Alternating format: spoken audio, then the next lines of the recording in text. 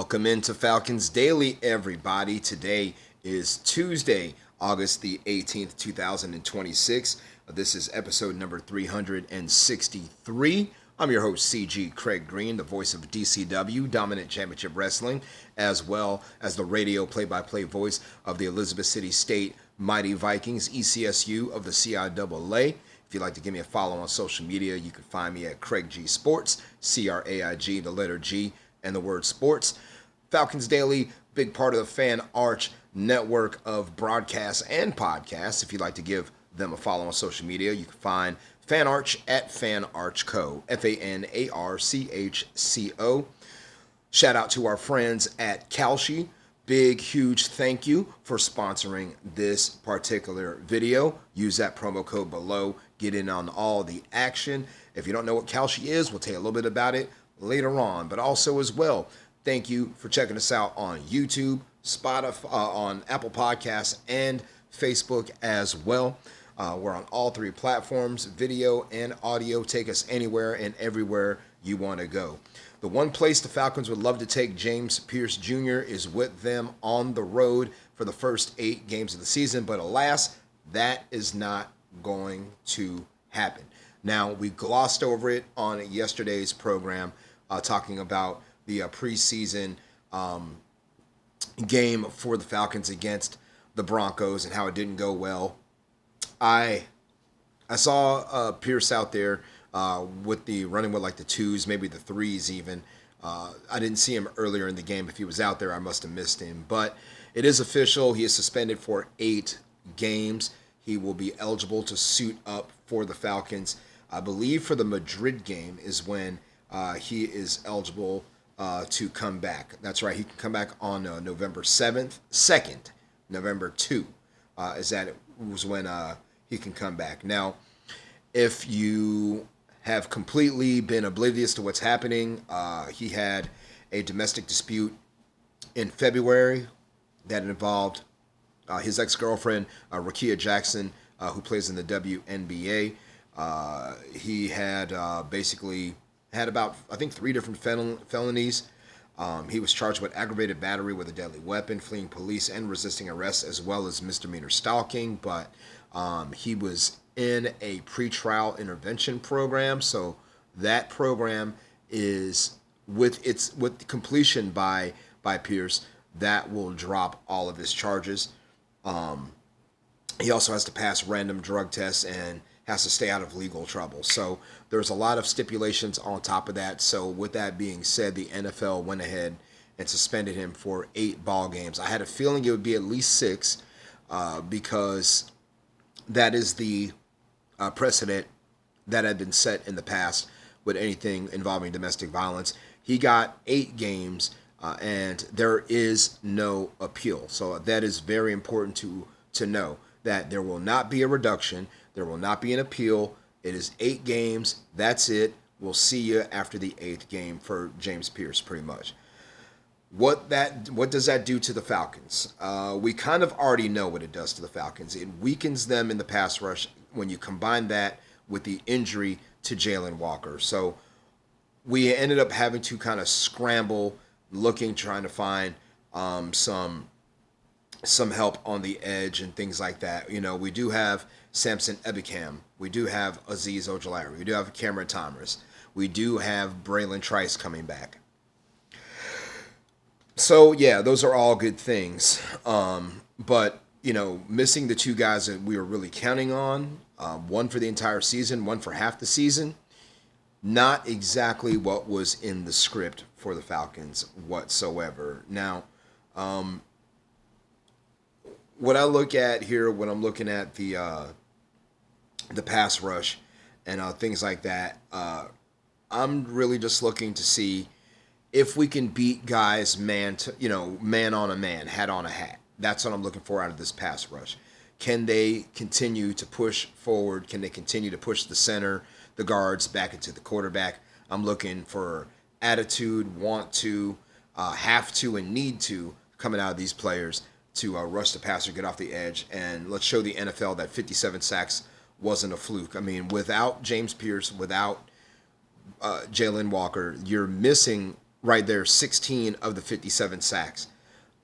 And the sad part about it is that Pierce looked pretty good in his limited action on Friday night. So now, again, we're going to have to do without him for a good part of the season, again, because of what he was going through in the offseason. But what was the Falcons' plan? Do they have a plan to replace him, or even look at some veteran edge rushers on the market? I know we kind of looked around, made a signing of Cam Sample, who is a Georgia native, and came in from the Cincinnati Bengals. He is not got the resume of the guys in front of him, but listening to him talk earlier today, he's got a lot of want to in him, and he said he's got this crazy FU attitude. To his game. So that's what he's going to bring, and I think he's going to use that motivation to try to be the best pass rusher he can possibly be. But when we look at the pass rush, when we look at just the front, the defensive front in general, I mean, we need to do a better job stopping the run. Again, 24th in the league last year, second in sacks, but we need to be more balanced. I think we need to have a lot more success in forcing teams to have to pass the ball versus letting them mix it up and just kind of doing what they do. Denver, that game sucked. They just did kind of whatever they wanted offensively. I know they had Sam Erlinger, and they also had I can't remember the other guy's name in front of him, but I want to say Osweiler, but that's not right. But anyway, they had the more experienced quarterbacks.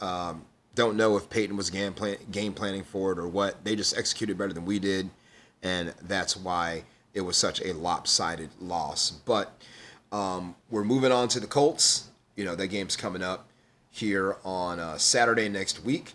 And when you think about the Colts, kind of think about the same thing I thought about with the Falcons, like a season overview. Like, how are they going to fare? Are they going to make the playoffs? Are they going to be a team that is contending for championships?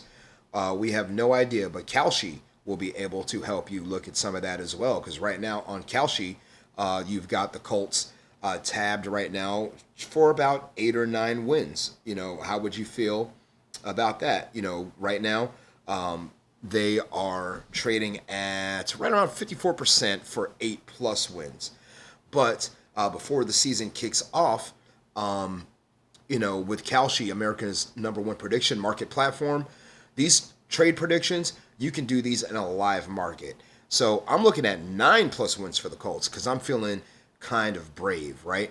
If you decide to take that type of trade on, a 9+ wins for the Colts, trading at right around 42%, $100 trade, what does that mean in your pocket? $225 on 9+ wins for the Colts, who are trading at 42%. Because on Kalshi, you're trading against peers in a live market. That means there's no house. And as the probability changes, you can buy in, you can buy out of your position. Simple. Trade the draft pick, the game, and more on Kalshi. Download the Kalshi app today. Use promo code FANARCHFOOTBALL to get $10 when you trade $10. That's KALSHI. Kalshi. Trade on anything. Looking at the Falcons pass rush, we talked about James Pierce, the effect that he's going to have with not being in the building, the effect on the Falcons when it comes to not having Jalen Walker at your disposal as well. Help could be on the way. Help could be on the way. Is it Joey Bosa? No. Is it Von Miller? No. But it is a veteran pass rusher who does have some juice in the tank, who has performed at a high level before, and is someone who I think would be a welcome addition, a veteran addition to our locker room, and maybe can pass some knowledge on to these younger guys. That guy's name is Zadarius Smith. He tried out and worked out for the Falcons on Monday, and he had been linked with the Cleveland Browns, but Ari Myrov online, NFL reporter, said that he was going to sign with the Browns, but now he's worked out for the Falcons. So could the Falcons bring in Zadarius Smith just in time for this preseason game against the Colts? We'll have to wait and see, right? But I wouldn't mind the addition of a Zadarius Smith at all. Remember, last year he was with the Philadelphia Eagles,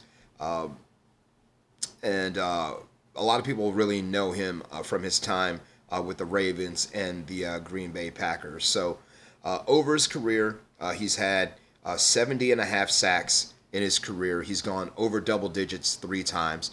Again, more of just a situational guy, and didn't play a full season last year for the Eagles. He still had a sack and a half in 5 games. He started 2 games, but yes, he is a 2-time Pro Bowler, make it a 3-time Pro Bowler, excuse me.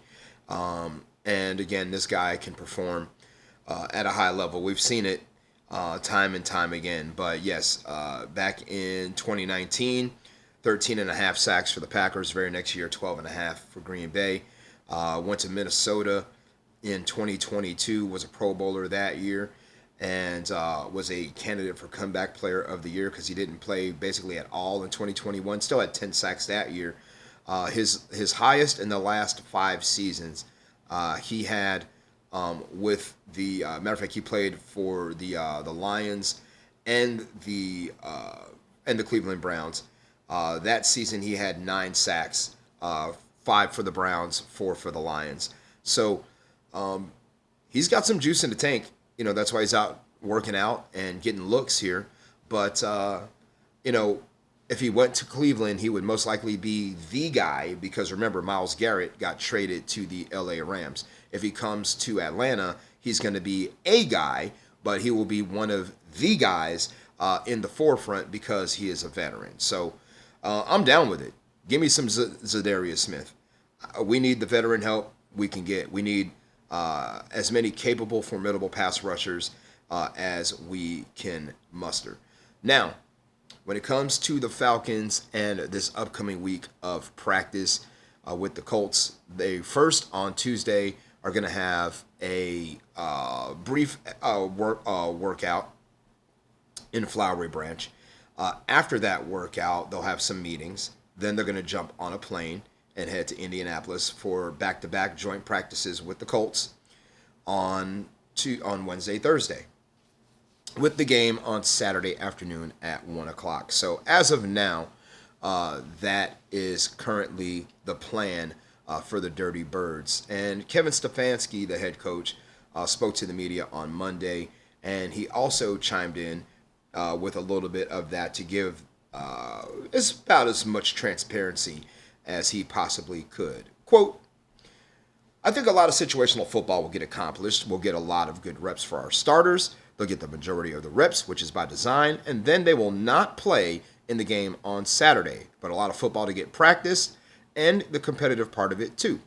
So, as you hear it from head coach Kevin Stefanski, the starters will not play. So, who is going to start at quarterback for the Falcons? Will it be Cooper Rush? Will it be Jack Strand? We know it will not be Michael Penix Jr. He is still only doing 7-on-7s, but there will be no Tua. There will be no Bijan. There will be no Pitts. There will be no Drake. There will be no JB3, who was back at practice today. There will be no Xavier Watts, who also was back at practice in a limited capacity today. But again, none of our starters on either side of the ball are going to be on the field for the Colts. So they're going to get all their work in on Wednesday and Thursday, and then they will come back and see some action in the third preseason game before they get ready for the Pittsburgh Steelers week 1. So when it comes to that work, what are we looking for? Again, honestly, in a controlled practice environment. Even DeMarco Helms talked about it earlier. He said he wants to get good work in, and he wants to make sure that everything goes smoothly. You don't want to see practice end because of fights or anything like that. So what Bam was saying was basically he's going to get his work in and hopefully get on the field a little bit too.